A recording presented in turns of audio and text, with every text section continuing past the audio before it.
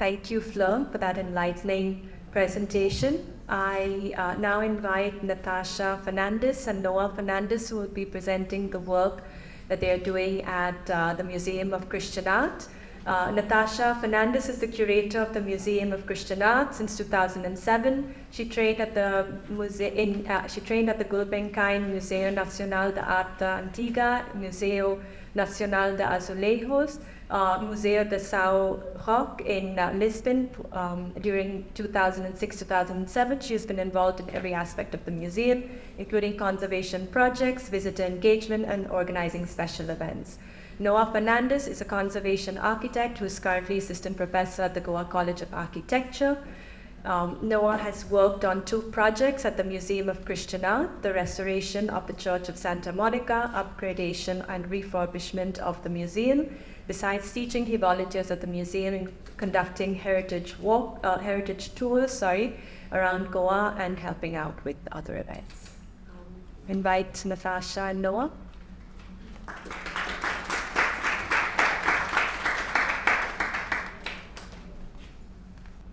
Good afternoon, and right at the beginning, I would like to say thank you to Sunaparanta, Dr. Vishwesh Khandolkar, Dr. Kerry Wood for inviting us to be part of this wonderful symposium. And we're happy to present a little bit of what we do at the museum and how we make learning interesting through the collection, through the building, through the range of activities that we organize in this space. So I'll start with a question, but I have many friends here in the audience. This question is for the students in the audience here. When you look at this picture, of course, you know more or less where we are. We are in Old Goa and on the Holy Hill. If any of you can guess the monuments on this hill, there is a prize. Quickly, because we have 15 minutes and then we have only for the students in the audience. Yes. You said, yeah, that's one. If you can guess all of them, or at least 3. St. Augustine's Tower, or the ruins of St. Augustine's Monastery. If one of you can give me at least 3 monuments, that will be great. You'll just stand up so I can see your face better. That's the tower of Our Lady of Rosary Church and the St. Anthony Town. Okay, what's your name? Shania? Great. So you get a postcard of the Holy Hill.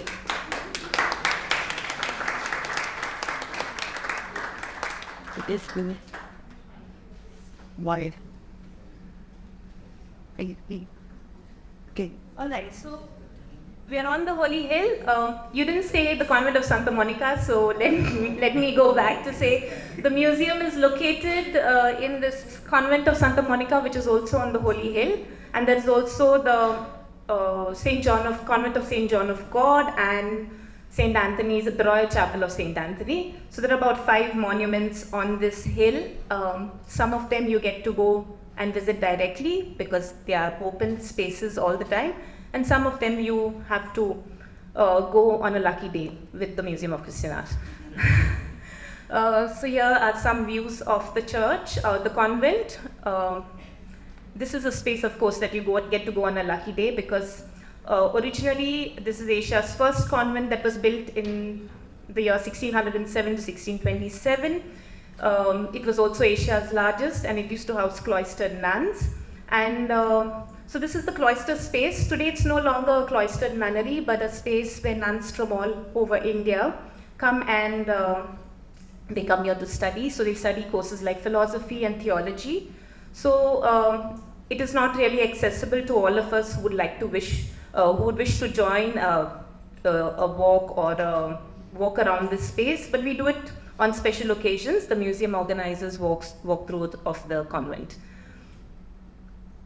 So when you walk past the flying buttresses, the unique architectural feature that immediately tells you where you are in Old Goa, we walk to the gates of the museum, which is located within one part of this convent. This is the courtyard space and through which you access the museum.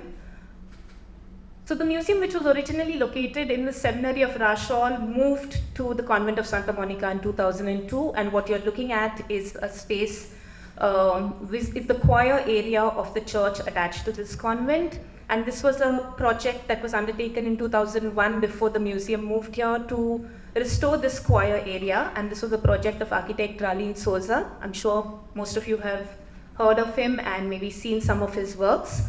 So this museum project of 2002 was his project. And in 2017, the museum undertook an upgradation project, and this is what the museum looks like today.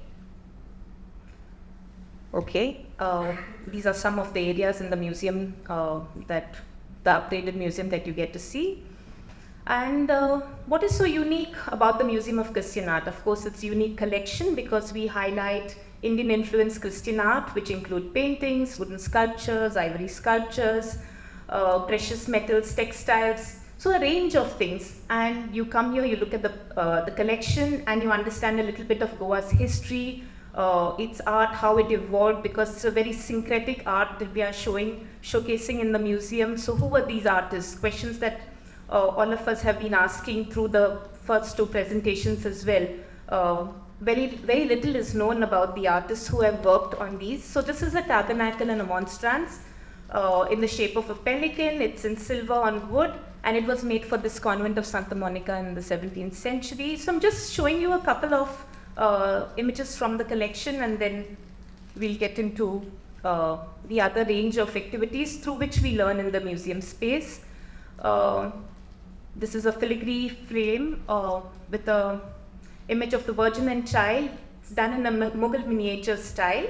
There's also the infant Jesus, the Good Shepherd. It's carved out of a single piece of ivory. So we're looking at different materials, different skills that may have been used, because most of these objects were made in Goa or in the areas surrounding Goa. We also have these, which are processional banners, which we see in all our feasts and festivals, which are taken out in procession during these times.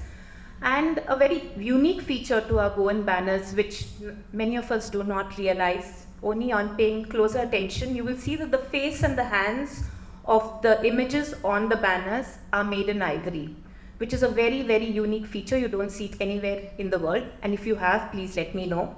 I would love to know where else in the world they used ivory on their banners. I've seen wood, and of late I've seen some other materials like plastic used to replace the ivory, which must have fallen off.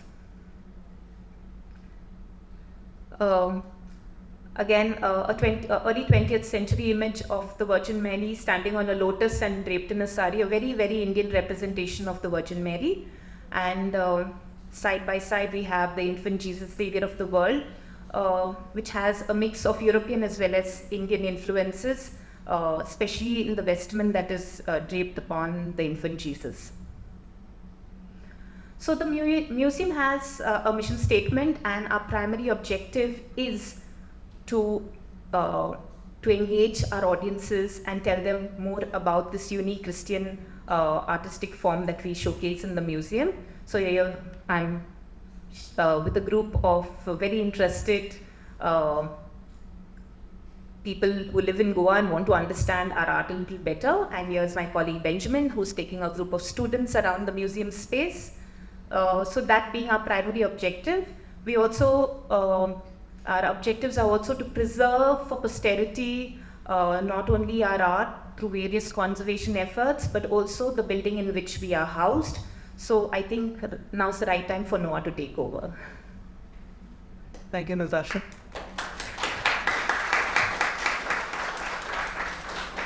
Yes. So besides the collection, the building as well is a very important repository of knowledge and learning in the Museum of Christian Art. So the museum undertook two significant projects in the last 15 years. The first being the restoration of the Church of Santa Monica. Now this restoration was led by conservation architect Curator and an art conservation team from Portugal led by Miguel Matias and José Pestana. And they were assisted by the Biko family from Goa, who are also into art restoration. Now this conservation effort is focused on the revival of this church space to use of traditional techniques of traditional techniques fused with modern scientific practices. Okay, so these you can see here an example of the mud lime plaster that was used in the walls of the church, which was an integral part of the surface treatment of the walls in the church.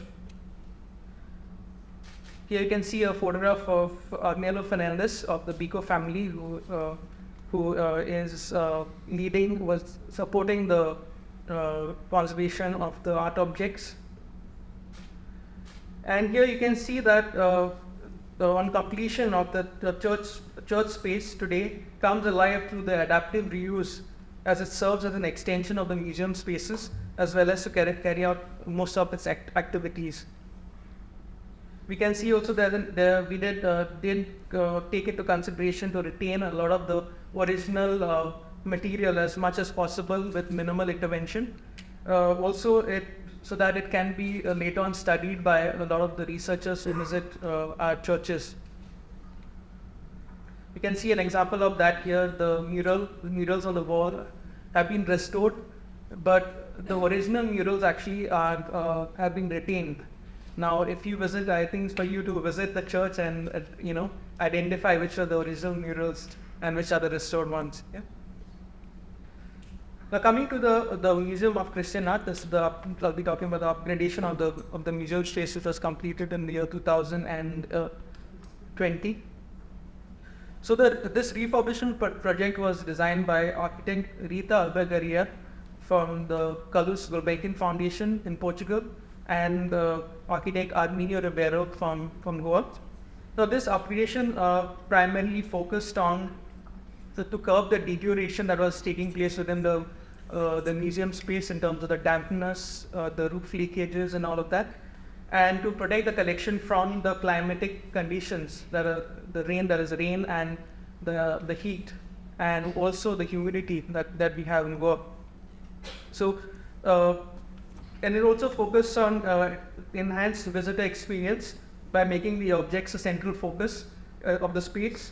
This is achieved by use of the high quality of museum vitrines. As you can see, the vitrines are the showcases in which the objects are displayed, and high quality lighting that was installed. The layout also were changed so that it was the sequence of the narrative was developed and introduced within the space. Now we can see here this in this upgradation, the contemporary additions that were there were muted in the interiors, exposing the historic layers of the building and its connections to the past. You can see a mural that is there, which is a part of the historic convent of Santa Monica. You can see here there's railings and all are made in steel, all modern materials, so that there is a contrast between the old and the new, and one can really read the historic layer as being very different from the contemporary additions. Now we can see also there's another very important addition as part of the visitor experience was the addition of this viewing platform. Now the viewing platform, which is a restored portion of the original first floor, gives a user an understanding of how the nuns of the convent of Santa Monica would have used the space in the 17th century. And you can see here, this is the choir space of the nuns. The nuns would participate in the mass standing on top of the choir space, and they would have a view into the church. Now this aspect was restored and brought into use during the upgradation. Now you can see here, and I'm not sure if many of you are familiar. This is the kavi of in the walls. So anybody knows what is kavi? Asking the student. Yeah, we're taking a second to assist student. Okay. Yep. Okay, you can. Here. Sure. So, you want me to explain what kavi is? Yes, quickly, because I don't have much. Yeah, so basically you use stencils, and it's lime and laterite powder, which is first plastered onto like a bat, and then with the stencil it's sort of, while it's wet, it's carved out. Yeah. I like for it, like. So kavi would be in the etch nut, which basically the layers are put, and you etch out the white field to expose the red in it. So that way, all then there. So where does the word Savi come from? The word Kal comes from the letter Kamba. Right? I have only one Savi batch, so that goes to you. And for you, I have the full and not the thing.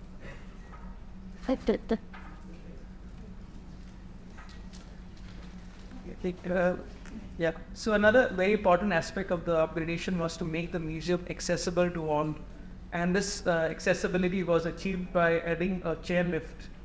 Now, I don't know how many of you really know what a chairlift is, but if you like to know more, I think you've got to visit the museum. Yeah. Okay, I just continue for the next 2 minutes. Yes, 2 minutes. A little bit. So, based on what we discovered during these restoration processes in the church and in the museum, we came up with a range of merchandise using these motifs, because we would like visitors, students who come into these spaces to take a little bit of the museum back with them.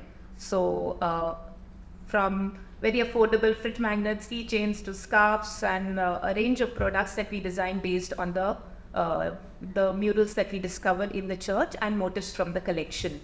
The museum also carries out various workshops, heritage walks, workshops and other programming where you can, in this case this was a hands-on workshop that we did on the stone conservation of the church in collaboration with the Fundação Orient.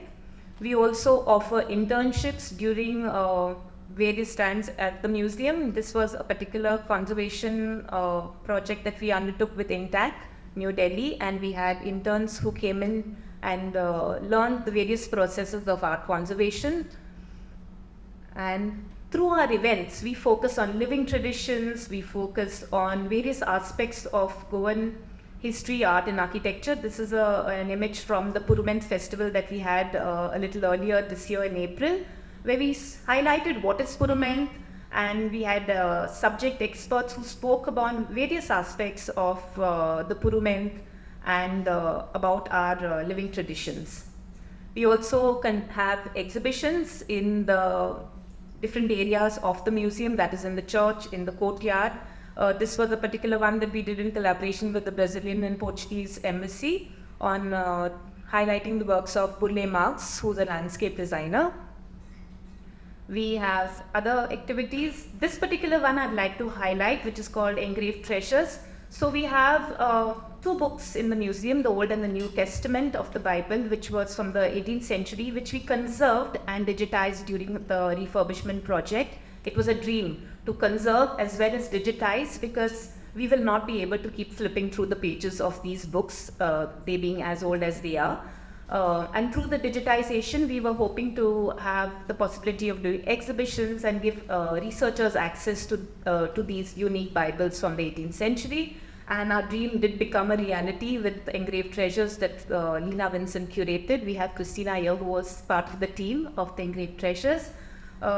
Here it's Lena for doing a curatorial walk.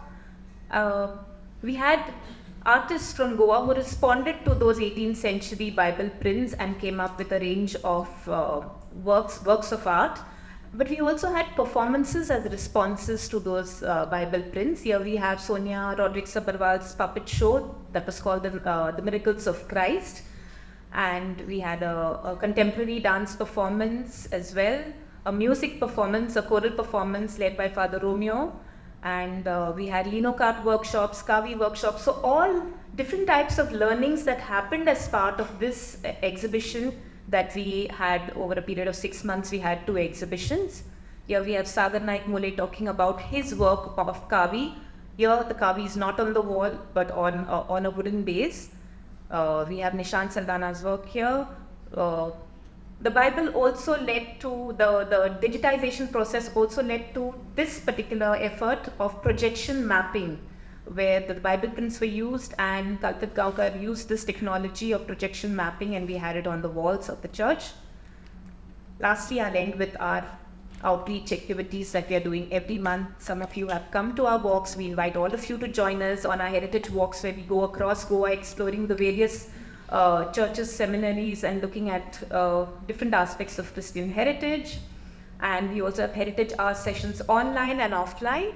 And this is a podcast. We are the only museum, or the first museum, to have a podcast series dedicated to our collection. It's called The Order of Time, developed by Anirudh Kaniseti and Kevin Fernandes, part of an IFA grant. And I'll end with this.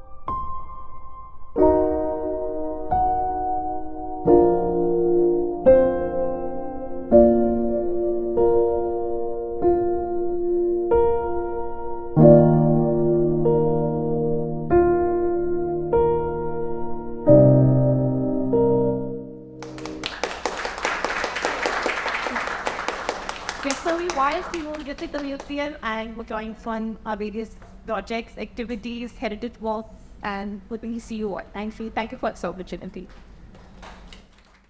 Thank you, Natasha and Noah, and incredible all the work that you're doing at FOCA and community building activities as well. We're about to start the first moderated panel. It's a very short discussion, just 15 minutes, and then we begin with the second panel. I also wanted to mention to all the students that we will be giving certificates of participation at the end of the program. So please do gather at the entrance before you leave.